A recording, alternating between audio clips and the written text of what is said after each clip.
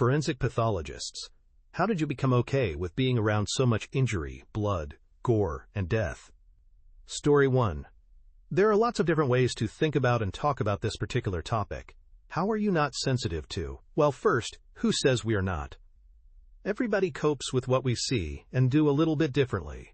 And for the most part, most of the time, most people who have made it as far as becoming a board-certified FP, forensic pathologist, do not often show it. But that is not precisely the same as not being sensitive to it. Do you undergo some kind of training? Yes, a lot. None of it is specific to the concept of desensitizing oneself per se. But I think the accumulation of study, training, and experience brings most people to the point of being able to handle it as one would any other potentially difficult job, which many other people might not want to think seriously about doing because of certain aspects.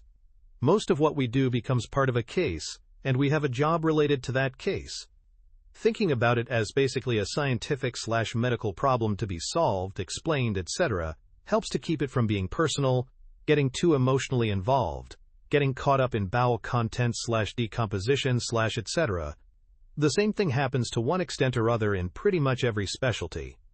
It can be difficult, confronting, in some ways unnatural, to see and do a lot of what any physician does. But you do get graduated/progressive exposure to those things in medical school, talking to strangers about their bowels, genitalia, substance use, cancer, etc., and eventually examining sometimes sick, unwashed strangers, giving them pain with needles and such as part of trying to heal a bigger problem, etc.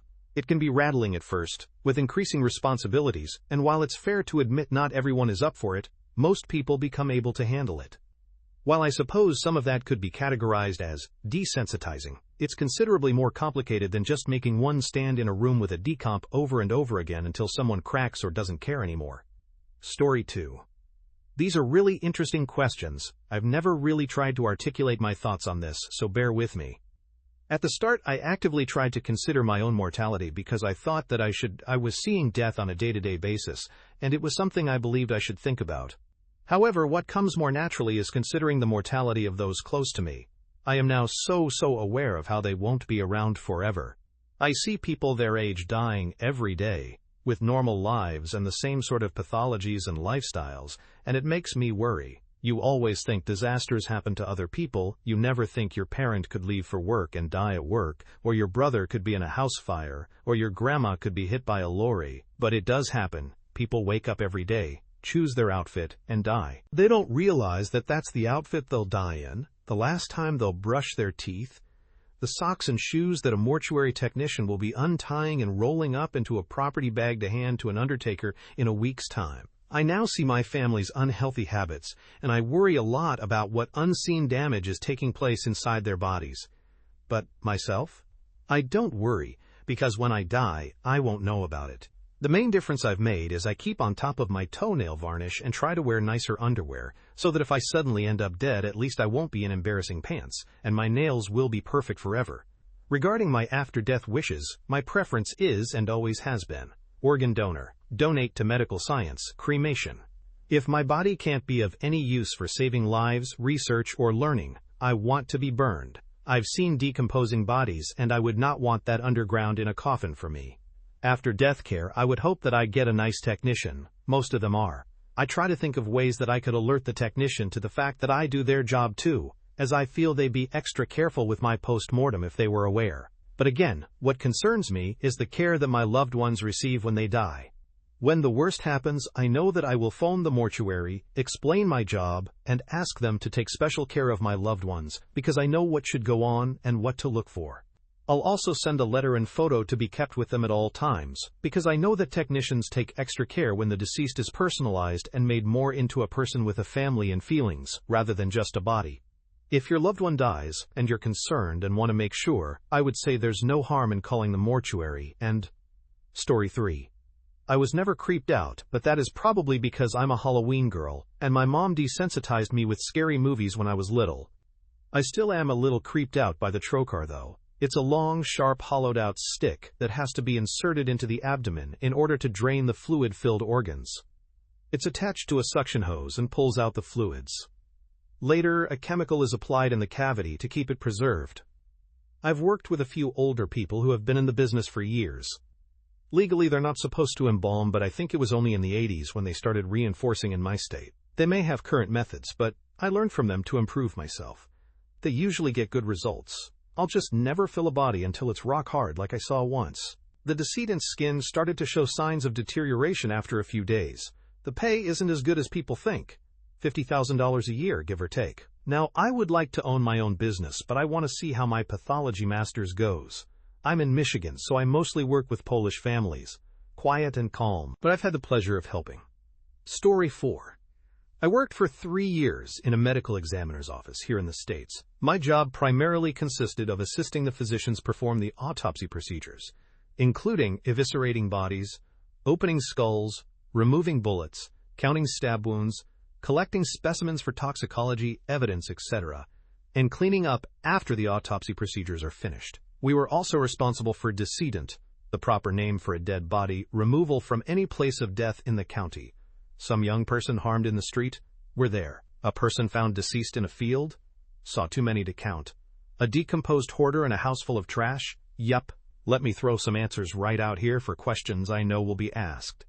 What's the worst thing you saw? Tough to say. How do you compare the loss of 2 teenage girls who were harmed by their mom's ex-boyfriend, who then caused fatal head injuries, with a baby who was repeatedly injured and ultimately passed away? It's sad how numb you get to misery after a while. What was the funniest thing you saw? I always felt so conflicted about the funny side of the job. Honestly, there is nothing funny about death. The loss of any life affects someone, even if it's just the ones who feel so sad for the decedents that are unclaimed and unwanted. That said, there would be some things that are just funny in a perverse, twisted way. Some things are so absurd and so beyond conception that the only response is humor. Other times it's just the Darwinian award-esque quality to some of the deaths. Notwithstanding the times that the absurd situations that you find yourself in, like x-raying a 400 pounds, decomposed post-transsexual body, or finding a plastic bottle in a 17-year-old kid who took his own life because he couldn't get it out and couldn't handle the embarrassment of his family finding out. Did the job affect you mentally? Definitely. I was raised a very devout Pentecostal child, and now consider myself an obnoxious atheist of the highest degree. Seeing the awful tragedies man is allowed to inflict on innocent people has left me completely unable to believe in a God that would allow those things to happen. Even if he does exist, why would I want to worship a monster that allows an 18-year-old girl to be fatally harmed, left bound and unclothed, on the side of the road about a half a mile from the strip club she worked and found by a 16-year-old girl who was walking to the strip club to see her 45-year-old boyfriend who worked security there? If that's divine benevolence, I want no part of it. A fair number of the people I had worked with had some type of background and education in mortician work/embalming, or forensics/crime scene investigation, so the vast majority knew what they were getting into before they started and did it just because they enjoy the field. Others were like me that were interested in the field but didn't necessarily have the background or education. We all dealt with it in our own way, but we'd laugh and joke and cut up with each other and lean on each other for support. If you ever had something you couldn't handle, it wasn't hard to find someone to commiserate with or swap stories about who had it worse. The gore is either something you can handle or you can't initially, but you get used to it because it's so common. When you see it day in and day out for 40+ hours a week, it just becomes a part of your life, like any mundane task at any job. That wasn't what ultimately got to me, because you can dehumanize it and rationalize it and distance yourself from it. Some 50-year-old guy who died drunk in a car wreck when he ran into a tree? Fee. 17-year-old kid found deceased in the street over substances? Just another Tuesday. 27-year-old girl who had an accidental overdose? Finished before lunch. What got to me would be the cases where the human element became all too clear. A parent who takes their own life because of the guilt over opening credit accounts in their kid's name so they can secretly feed a gambling addiction. A 15-year-old girl who took her own life on a playground with her belt because one friend stops talking to her. Having to explain to a mom that I'm taking her 16-year-old son away on Christmas Eve because he collapsed while playing basketball, and no, he isn't coming back, and no, I don't know why God did this. Every death has a human element to it. You just learn to not get involved emotionally as best you can. Story 5. So my first experience with a dead body was actually in high school my senior year. I didn't work on her, but when I went in for my second interview, they do 2 rounds of interviews, a normal, first one, and then a second one, where you come in and watch an autopsy to make sure you can handle it. This happened through trial and error. I was thinking it'd be easy peasy. I'd seen a dead body before, surely it won't bother me if it didn't the first time. Nope. My now boss unzipped the body bag, and for a moment I was overcome with this intense wave of fear. I was locked in place for several seconds, not breathing, just staring at the decedent. Retrospectively, he wasn't decomposed or badly injured, but what really got to me was the fact that he had passed away outside. He had fistfuls of grass in his hands and garbage in the bag with him. I would consider that my first true interaction with death. I'll never forget him or his face. I actually have a very intense fear of freshly deceased remains sitting up on my table, so it took me a long time to feel even remotely comfortable with them. I handled the viscera pretty well. I actually found some moments during it to be reminiscent of famous paintings, but I could not get over the tendons moving things seemingly on their own. I got Dairy Queen on my way home, and really debated on whether or not I'd be able to do the job, but the longer I thought about it, the more I felt like I could do it. I've got a good brain for it. I'm good at processing and compartmentalizing, so I shot my shot and beat out several other candidates. Story 6. I'm an autopsy tech, and the best thing I recommend is simply going to an autopsy when/if you get the chance. When I first started my job, I thought I was going to faint when I first walked into the morgue. I was used to handling bones and never really dealt with fresh bodies before I started my job. When you do go, make sure to eat a good meal beforehand. It helps with the lightheadedness you might feel and can prevent you from fainting. Also, ask for a mask. The techs there will be more than willing to help you. The smell is what I first noticed when I started at my job. You will get used to it the more you're in there. Decomps are always the worst smelling ones, obviously.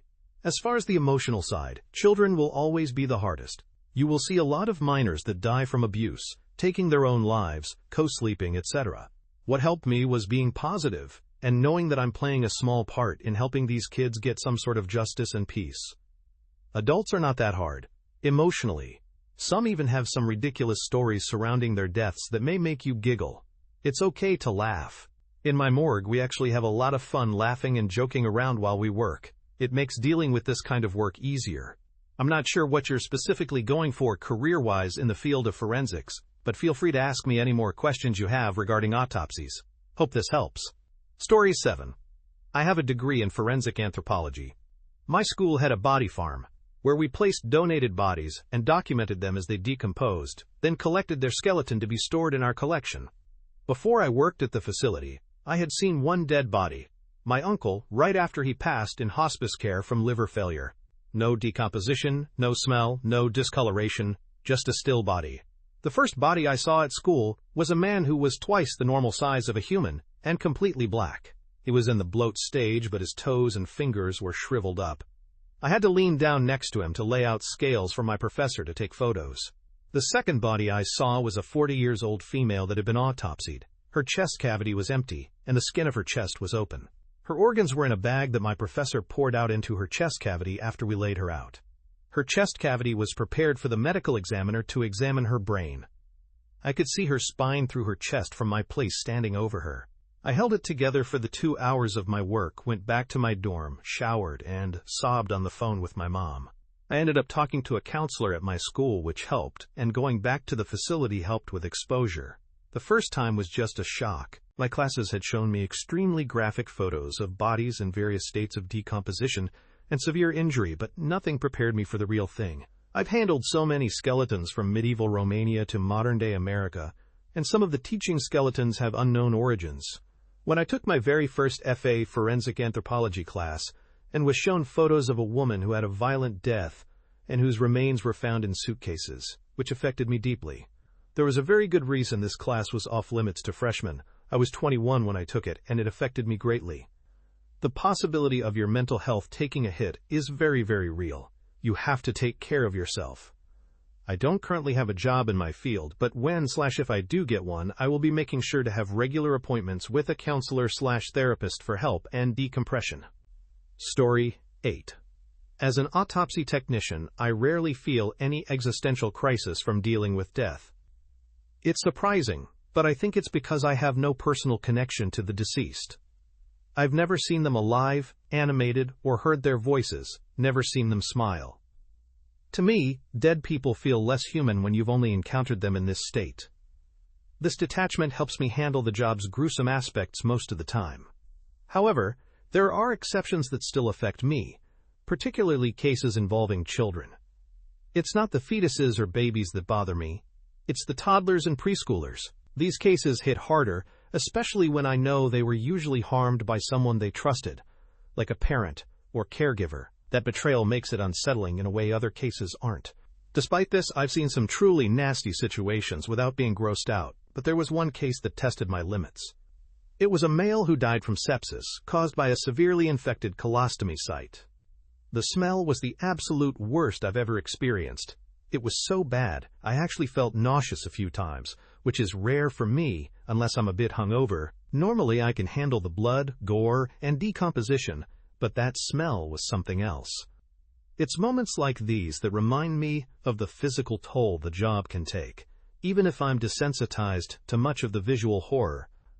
Overall, though, my ability to separate myself from the lives these people led helps me cope, except in those rare, disturbing child cases where the human element creeps back in. Story 9.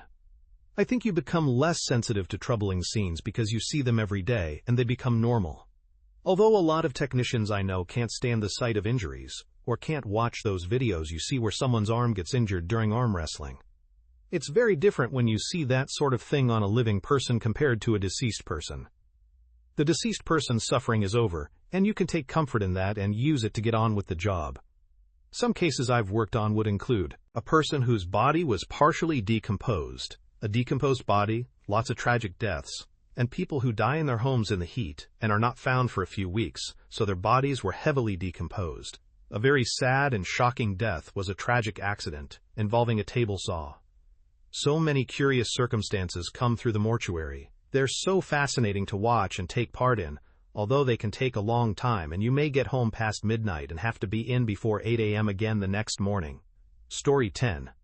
Working as a death scene investigator, I saw things that most would describe as terrible, but I got used to it over time.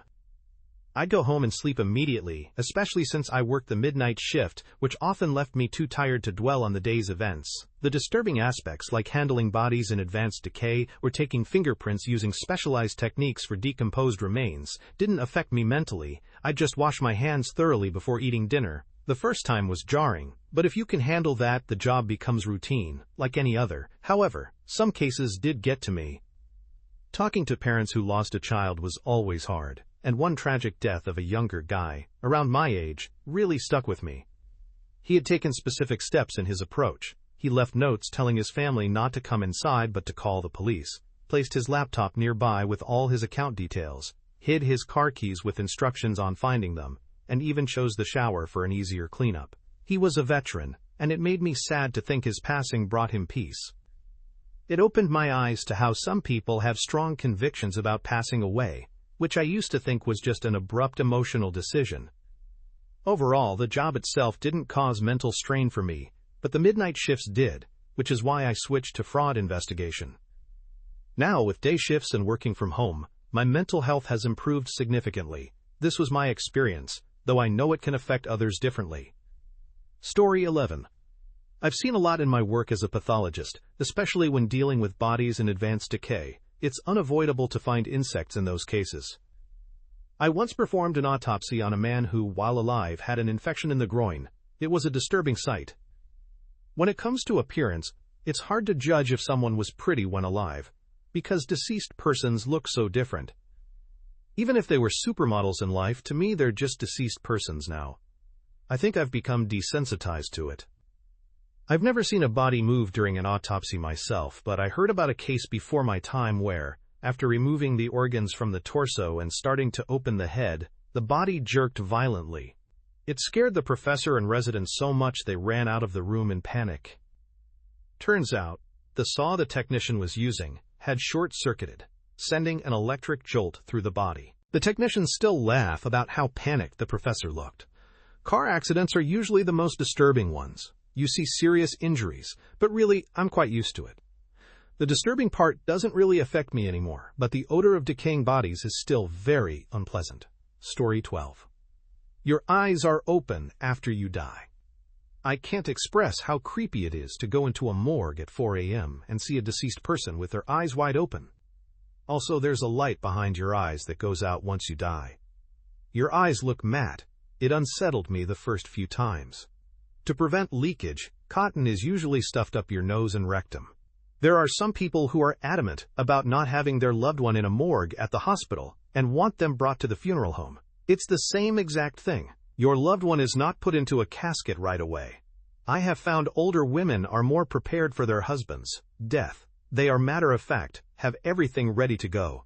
The most heartbreaking calls I have gotten are from older men who have just lost their wives and have no idea what to do. Also, we do treat your loved ones with the utmost respect. We do everything to protect their dignity.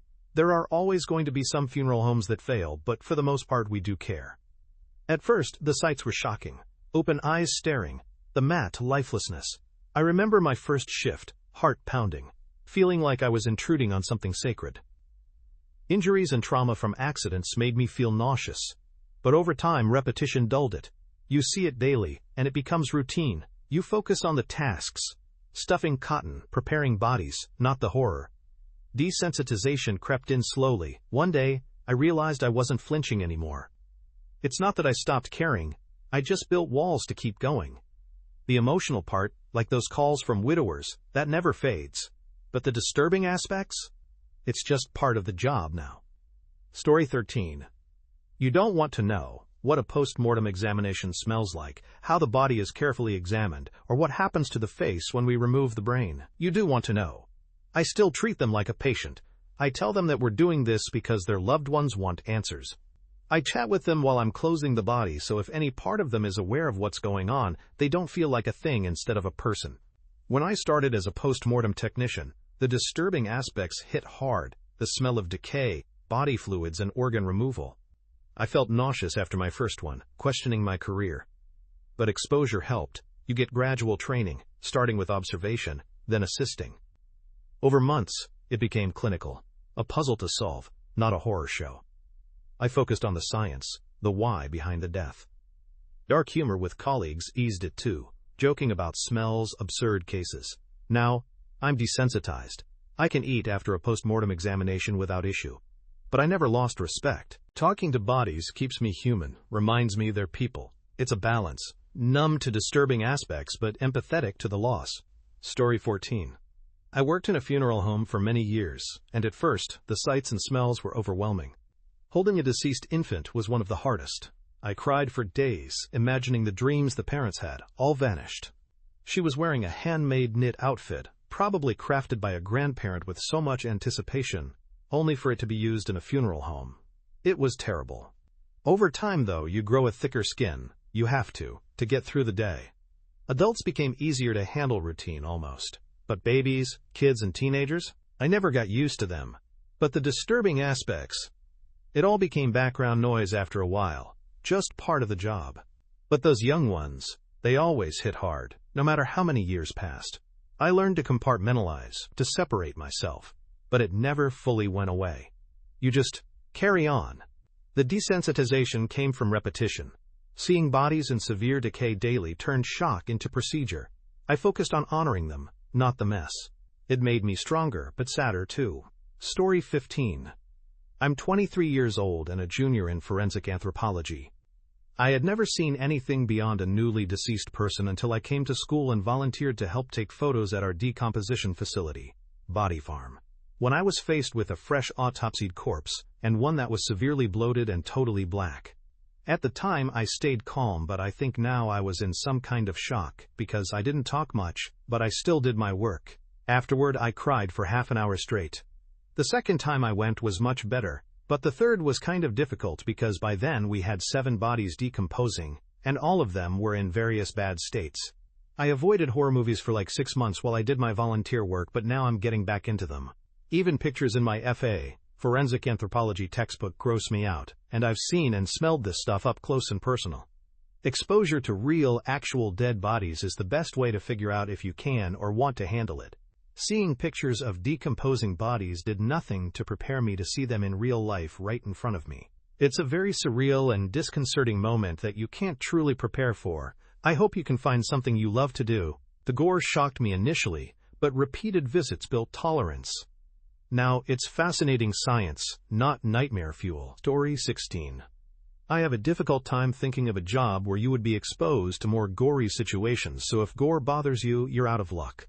I guess surgeons see the insides of people while they are still alive, which is kind of worse, but the operating room is generally a much more controlled and clean environment, and the patient is draped, so you really only see the specific area you are working on. In an autopsy, you will see absolutely everything, and nothing is really ever clean. There is no surface in the morgue I would feel comfortable touching without gloves on, unless I knew I was going to wash my hands immediately. Whether forensic pathologists routinely go to death scenes depends on where they work. Where I did my fellowship, we would go to scenes pretty routinely, but where I work now, the doctors almost never go to scenes. However, I have watched and still have to watch a lot of security camera or other footage of people dying in various ways in the process of investigating cases, and those have been probably the most unsettling moments of the job for me personally.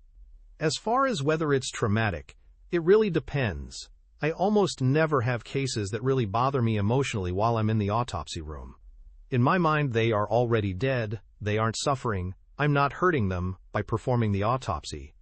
Nothing that really bad can happen to them anymore. A lot of the cases are sad in a way, but I can distance myself from that sadness.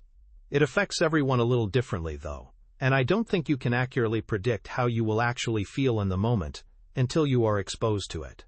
You really have to go and visit a medical examiner office and shadow a pathologist on a case and see how you feel. Story 17. I use a combination of immediate and long-term coping mechanisms to deal with the emotional toll of my work. Immediately, I rely on dark humor to defray emotions, though not always, and I vent with coworkers or compartmentalize while being social with them. Long-term, I channel my energy into playing the viola with community orchestras and chamber groups. I also leave big cleaning tasks for weekends, which gives me a routine activity I can control, allowing me to mindfully jam out or cry while doing it. Cooking and meal prepping are other regulated activities where I can be creative or exert control. Taking walks in the park helps me get in touch with my feelings, which is important for resetting and recharging without discarding what I've felt. I take pride in my work, stay lucid, and appreciate what I have in life, similar to the original poster. It's critical to understand myself to recognize when I stop being myself or act out of character, which is when I need to seek help. The last time I snapped out of a big episode was when work stress made me hate going into work and made me irritable, which isn't like me at all since I love work and socializing with coworkers. When it became a chore, I took a clean break and focused on my happiness. Story 18. I work as a pathologist and have performed over 500 autopsies, mostly dealing with non-violent deaths, though sometimes cases initially thought natural turn out otherwise. Car accidents are usually the most severe, with serious injuries, but I'm quite used to it now. The intensity of these cases doesn't affect me anymore. It's the smell of decomposing bodies that still gets to me, which is very unpleasant. I don't recall any single autopsy being a life-changing event. That said, some affect me emotionally, like when I perform autopsies on children and teenagers. I'm always saddened by the loss of potential. They could become so many things, and that is lost. Last week, I did an autopsy on a 15-year-old girl who died wearing a wristband for Nossa Senhora do Bom Fim.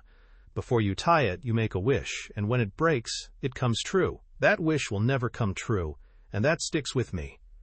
So far, I haven't had any autopsies powerful enough to bring about an epiphany. I learned something from all autopsies, though, and while I'm desensitized to the more intense aspects, the emotional weight of certain cases, especially involving young lives, still hits hard. Story 19.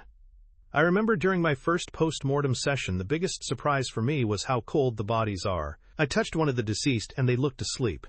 Some people appear very peaceful when they die, while others look uncomfortable as they passed, so it made me jump when their body was freezing. This is normal, having been stored at 5 degrees Celsius, but it felt really strange at first. Another surprise is the variety of colors inside the human body. Blood can appear deep red, fat has a yellowish tone, bones and cartilage can be bright white if you're younger, and lungs can have a spongy pink color. Even the gallbladder can have a greenish shade. I'd only worked on preserved cadavers before, which are completely brown, so seeing the natural colors of a recently deceased body was striking. The beauty of human anatomy still amazes me today. Regarding the book, I enjoyed it overall, though the author sometimes seemed a little pompous. I haven't worked with him personally, but a recent colleague has and says he was excellent. The mortuary vibe is never eerie or somber. We are usually chatting and having a laugh. Of course, during viewings or particularly challenging cases, we are serious and reserved, but generally, we come to work and enjoy it. Mortuary technicians really need to love their job, because there are many difficult and upsetting aspects that require full commitment. Story 20. I'll just throw out there that I have always been, and remain, sensitive to gore and injury in certain contexts. It causes me pain to see other people in pain, but only if they're in a context where I know it's a real person suffering, such as right in front of me at the scene of an accident, in the hospital, or on the news. I feel nothing seeing horrible, fictional injuries on TV shows or movies, or reading about them in books. Similarly, when I know the person isn't suffering, i.e. they're dead, as in my cases at work, I don't have that visceral reaction. All of that is part of why I ended up moving away from clinical medicine and towards pathology. In medical school, I could generally handle my strong, empathetic reactions to patients in pain because I realized me doing work on their case would help them out of that pain, but I also recognized that repeated exposure to this over years would burn me out too fast, and in the long term I would crumple. Forensic pathology is a lot more emotionally sustainable for me, in terms of actually lasting to retirement. I certainly do still get affected by certain individual cases as a forensic pathologist, but not often, and I'm generally able to cope in a healthy way with it. If you feel unsafe with your thoughts, please seek professional help. This video does not promote illegal activity. Stories are shared for commentary and education.